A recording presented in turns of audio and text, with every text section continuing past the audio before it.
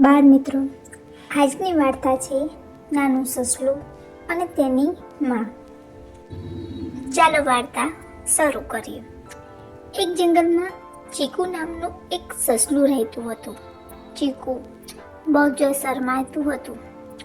આખો દિવસ ઉછળકૂદ કરવું, મિત્રો સાથે રમવું અને મસ્તી કરવી, બસ આ જ તેની દુનિયા.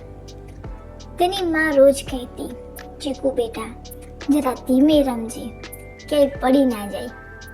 ચીકુ હસીને બોલતું, માં, હું તો જંગલનો સૌથી ફાસ્ટ સસલું છું. એક દિવસ ચીકુ મિત્ર સાથે દોડની રમતો હતો. અચાનક તે પથ્થર સાથે અથડાઈ ગયો અને ઘસડાઈ પણ ગયો. ચીકુ રડવા લાગ્યો. બધા મિત્ર ડરી ગયા અને તરત તેની માને બોલાવા દોડ્યા. માં સસલી દોડતી આવી, ચીકુને ગળે લગાવ્યો અને બોલી, બેટા દુખે છે ને?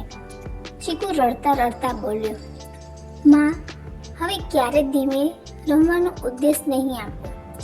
માં હસીને બોલી, અરે પાગલ, હું તને ધીમે રમવા માટે નહીં, સુરક્ષિત રહેવા માટે કહું છું. પછી માં ચીકુના માથે ફૂંક મારી, પાંદડાની દવા લગાડી અને તેને ખોળામાં લઈ બેઠી.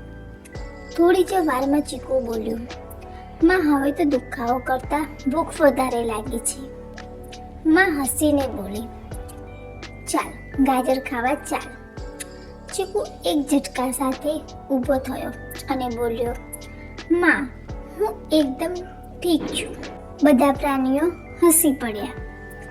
બાળ મિત્રો, આ વાર્તા પરથી આપણને એ શીખવા મળે છે કે માનો પ્રેમ સૌથી મોટી દવા છે.